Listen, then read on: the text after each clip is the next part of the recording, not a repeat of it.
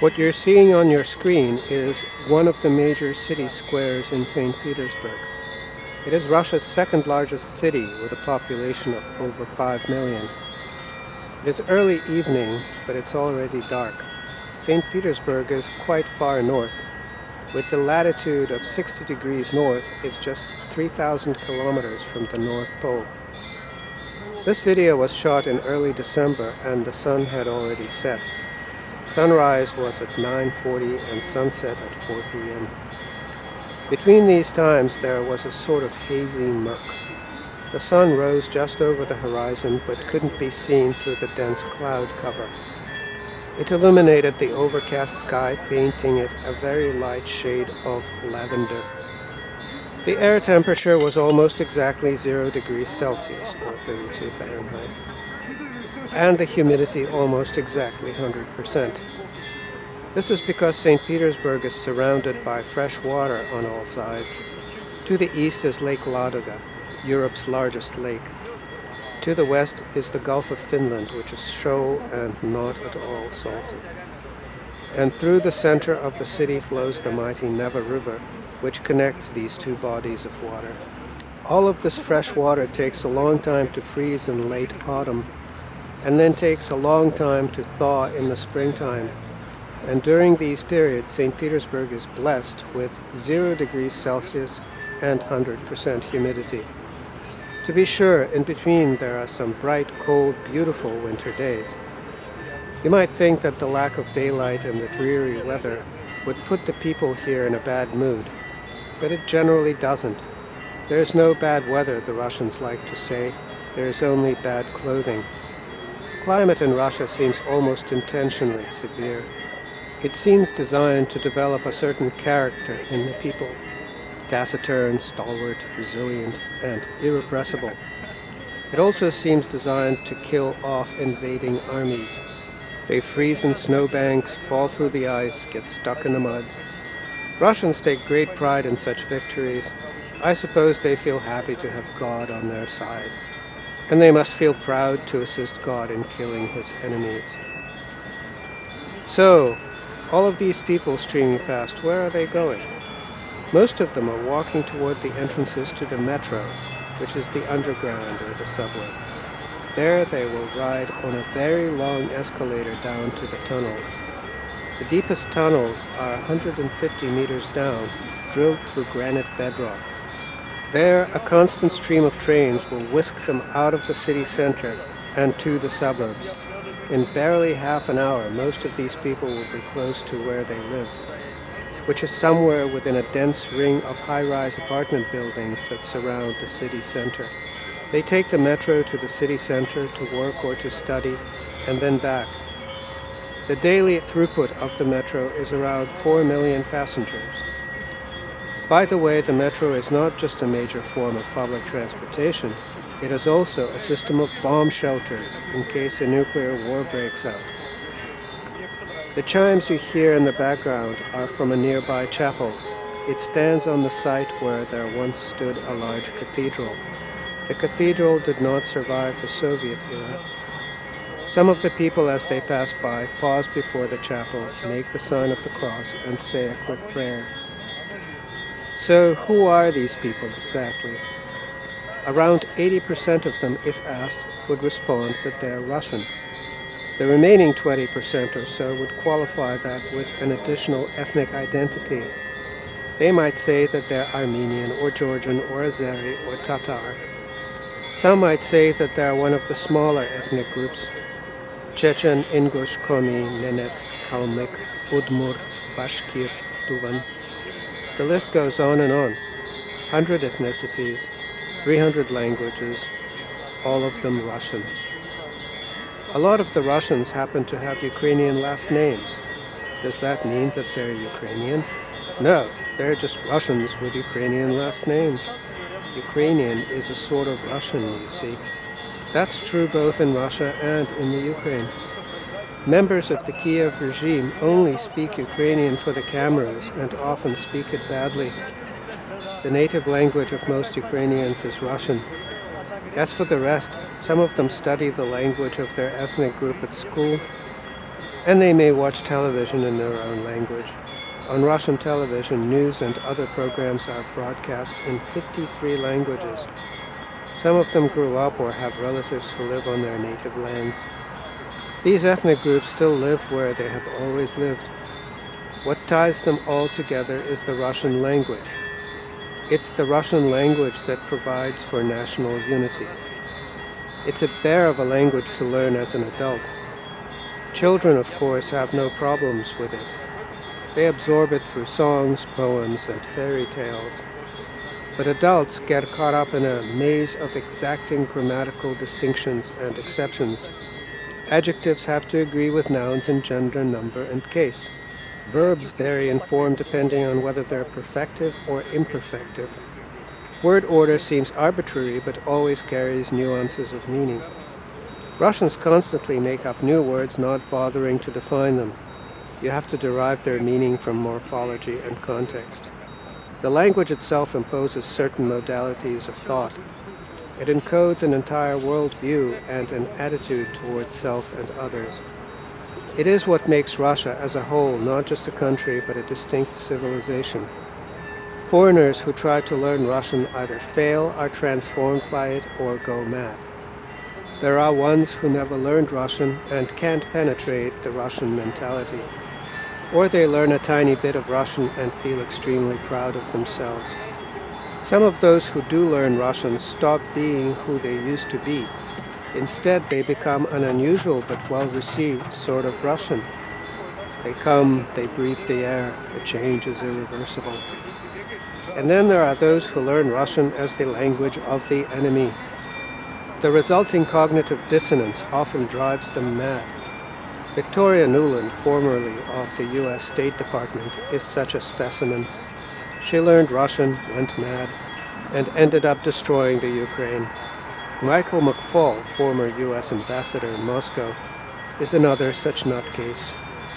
This highlights a problem with most American and European Russia experts. They are, most of them, either incompetent traitors or simply mad. There are, of course, exceptions, but they're few and drowned out by the rest. In any case, back to the highly unusual concept of the Russian nation. The words national and nation are tainted by that terrible blight, nationalism. Nationalism is not outright forbidden in Russia.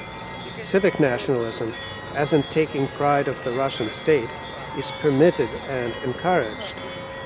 But far-right nationalism, ethnic nationalism, and neo-Nazism are not allowed at all. Public expressions of political extremism are suppressed.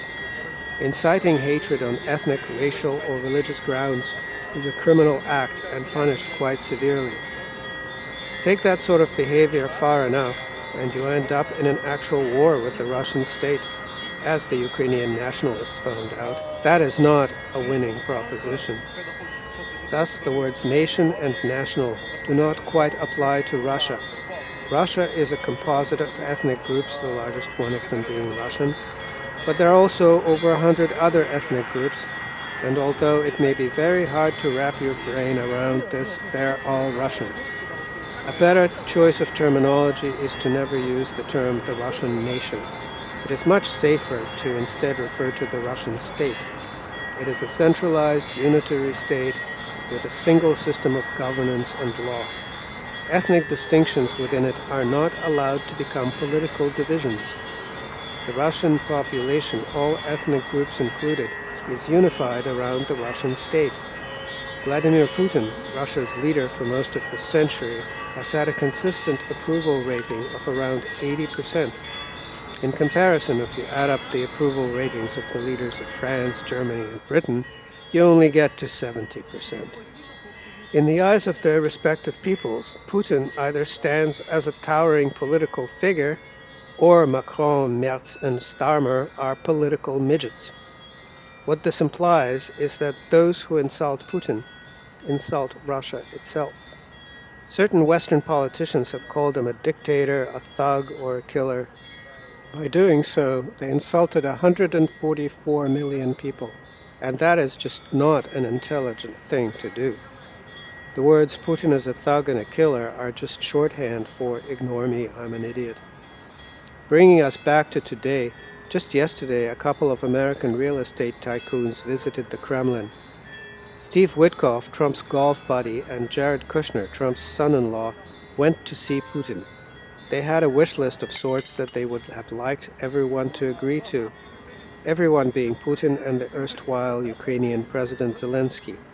The various political midgets of the European Union would have to agree too, no matter how painful that would be for them, since what they want is not peace but some more war.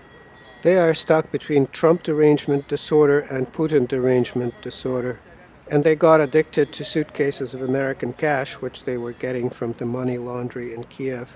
But it looks like they will be spared the agony of agreeing to a peace plan, because there was nothing that could be agreed to by anyone. The wish list violates the Ukrainian constitution. It also violates the Russian constitution, and that is a really, really bad start. Also, Witkoff and Kushner are not diplomats, and what they're interested in is not the Ukraine peace plan at all. They were in Moscow to do some corporate raiding. Specifically, they want their friends to buy out Western subsidiaries of Russia's Lukoil. It's a simple game plan. Step 1. Impose sanctions on Russia's two major oil companies, Lukoil and Rosneft. Imposing sanctions on Rosneft was a waste of ink. Rosneft had liquidated its Western assets back in 2022, but Lukoil did not. It still has $15 billion of assets in the West. Step 2. Send in Witkoff and Kushner to negotiate. The plan is to have the Carlyle Group gobble up Lukoil's assets. And to make sure that these assets are still worth something, the Russians have to be made happy enough to hand them over in good working order. The Americans want to have an energy chokehold on Europe. The Russians want to watch Europe wither and die in that American chokehold. It's a potential win-win. The phantom Ukraine peace deal is just a cover. But that is information which you would have to dig for. Most Russians neither know nor care about such gory details. So what do they think? The vast majority of them don't think about this at all. The Russian army is hard at work putting an end to the Ukraine nonsense. It is taking a long time because it has to be very careful not to hurt civilians. The civilians are, of course, Russians who got trapped on the wrong side of a war zone. Although some of these Russians still fancy themselves to be Ukrainian, that's just an affectation, a passing fad, if you will. They were being forced to act Ukrainian by their obnoxious government and its American and British handlers. But more and more of them are refusing to speak Ukrainian and are switching back to Russian. And so for the vast majority of the Russian population, it's steady as she goes. There are, however, a few well-informed Russians who are a bit worried. They know full well that the Americans are недоговороспособные. That's a long Russian word that means incapable of holding to an agreement. Even if by some magic Trump were to get a peace treaty signed, there is zero chance that Congress would ratify it. What they're worried about is some sort of договорничок. This word means a treasonous deal stuck behind the backs and against the will of the people. What is the will of the people? It is victory, of course. They want to make sure that the Ukraine never again causes any problems for them. Luckily, victory is coming right up. The Ukraine is breaking up, coming apart, ready to call it quits. The Ukrainian army is putting up less and less resistance. Soldiers are deserting in droves. And the people have had enough of the corrupt Kiev kleptocracy. The Kiev regime has been shown to be a bunch of murderers and thieves. Trump has already written off the Ukraine disaster as somebody else's problem. Trump is happy to slow cook the Ukrainians and the Europeans in their own juices. That's certainly not fine with the European leadership, but nobody cares what these political cadavers think. Their approval ratings are below room temperature, and so seem to be their IQs. In any case, these well-informed Russians shouldn't worry. There will be no договорничок. The signals from Moscow are unambiguous and unequivocal.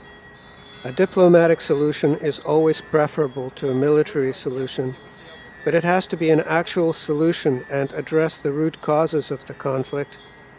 These root causes remain exactly as they were set forth in official documents in late 2021 and early 2022. Lastly, there are quite a lot of innocent Russian souls who are a bit disappointed. They have heard on the news that there was going to be a peace deal, and now it turns out that there won't be. And they're sad that there isn't going to be peace just yet. But the Russian people are very patient, and they like victory parades. Most of them would, of course, prefer a peace deal, but they can wait for a military victory as well.